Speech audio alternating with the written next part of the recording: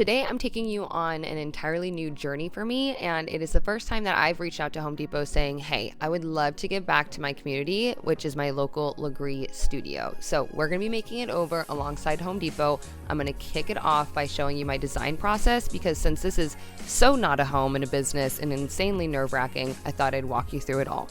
A little bit of a backstory: when the Saddle Ridge fires happened, basically my entire city at the top had to evacuate, including the studio. And the studio actually was evacuated even longer. When they came back, the nail salon caught on fire, flooding out the studio, and they had to completely renovate it. So it was just a little bit of a rough patch for them. And I wanted to come in and help where I could. I was looking to do something completely different than what I've ever done, mainly because this is a business and I just feel like I've been boring you guys with the consistent color palette I've been having. So your girl, after I sketched out a design idea, moved on to starting to put together my Pinterest board to give to the owner. That way she can approve or make changes wherever she felt necessary. But these trend color 12x12 peel and stick paint samples, let me tell you, is where things got interesting. When sampling out different paint colors, I typically buy like the littlest amount that you can, come home, paint swatch it onto my wall, and then repeat the process 5,000 times. With these trend packs that are about $19, they get sent to you and they have all the trending colors.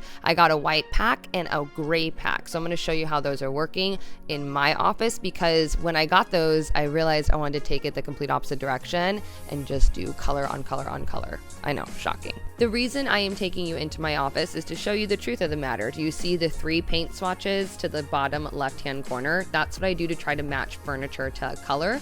And these 12x12s give me the freedom to just slap it on the wall wherever. I didn't want to do it behind the furniture because I wanted to show you guys that example still through this whole entire thing. Because look at what a big difference that is versus just swatching and these peel and sticks. And I wasn't going to show this, but I actually started making over my office before I partnered up with Home Depot on this. And this is literally what my paint color sample wall looked like prior to even knowing these 12x12s existed.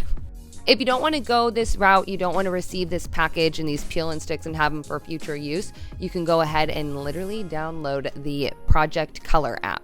First thing I thought of when I started using this app was how great it would be for my mom, because this is perfect for people that cannot visualize. If you're like, hey, I'm painting this wall red, and they're like, what do you mean red? You're like, well, red.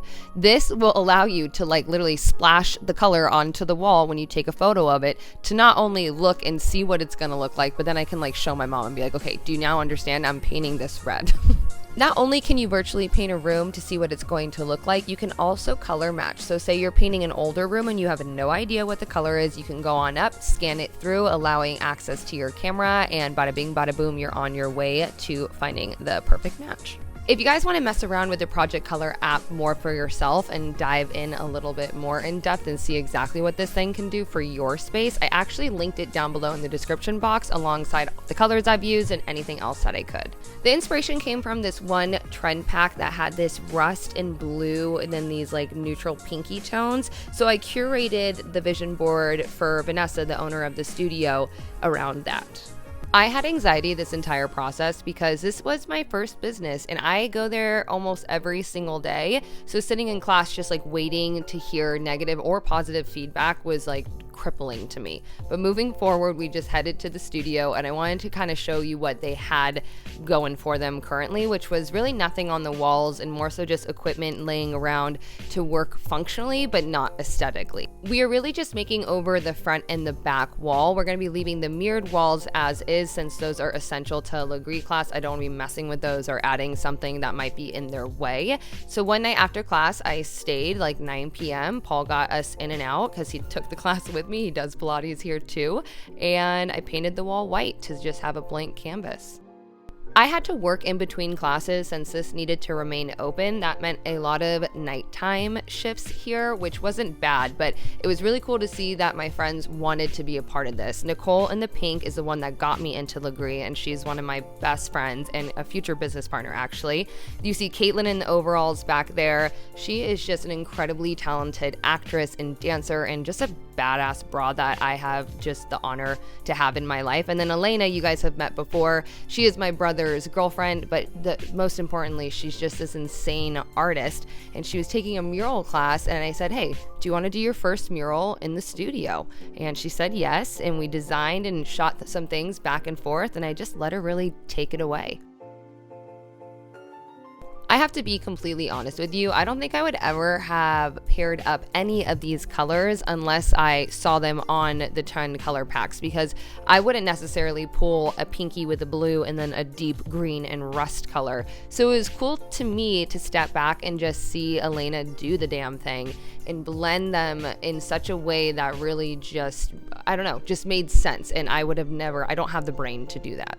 I do have the brain to install this amazing quote that my friend Lainey from Pine and Birch did for me. I commissioned her and then another scroll artist, my dear friend Lizzie from House of Timber, to add into the studio. I wanted them in California, and that is exactly how I got them here. I installed this with a nail gun, a level, and construction adhesive, just going through the front of the wood into these little dowels and into the drywall itself. I'm currently in the process of making over my office, so I wanted to repurpose the pegboard, which I'm looking at these rows of holes. They should not be straight all the way down. They need to be alternating every other one, so do not do what I did if you're going to be making this. I thought I was going to refinish it, but I decided not to, so I used my other one that was completely sealed perfectly to protect it from the sun and installed some studs into the studs behind the wall and had my dear friend Lindsay from Woodbrain, which you should recognize from the gym makeover, help me install that. Don't know if you caught in the before, but they basically had this like strategic stack of stuff because their speaker needed to hang at a certain level.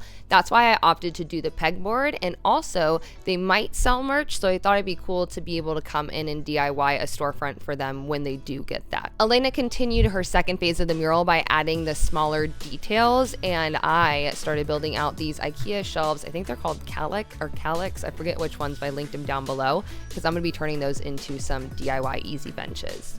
Elena, this is like beyond.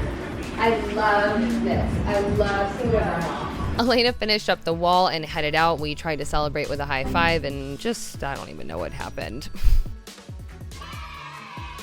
For this IKEA shelving, to turn it into a bench, I'm turning it on its side and nail gunning a piece of finished plywood to the top of it, cut down to size. But to add a backing to it, I just had Elena, because she can sew on leather straps to the back of a bench cushion and then hung that up level with a dowel onto the wall. This is where I feel like everything really starts to come together with the natural wood throughout the studio, is where we are adding this "You Are Stronger Than Your Excuses" to this beautiful mural.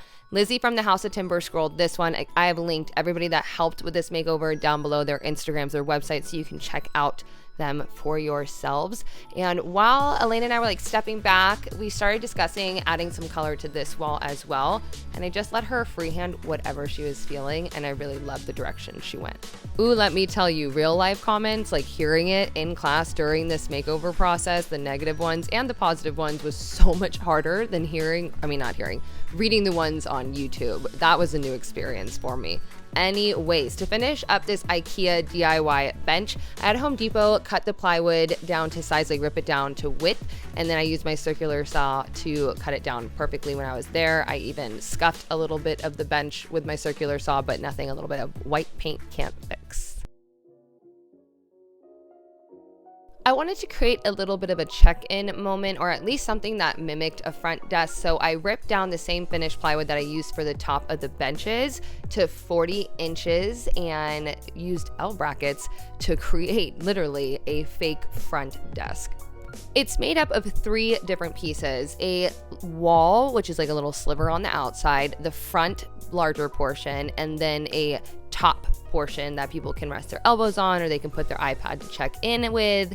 And I am securing it with my nail gun, but then I'm going in behind it, which you cannot see, or maybe you can with the mirror, and securing that all with a ton of L brackets. Joann's Crafts has these wooden letters that I picked up, and I did the same thing with the inhale exhale art with that master bedroom makeover, and added the name of the studio directly onto the front desk just to give it a more tailored moment. On the final day, I came in and just added little details here and there. There was an awkward space, so I filled that with some faux plants and a side table with a candle, because they do have a relax and stretch class, and I thought this candle would be nice. It's called Stress Release. I also styled a moment on top of the water with more wipes wrapped in wallpaper, like peel and stick wallpaper, just so it didn't look like wipes, hand sanitizer, and a faux plant again.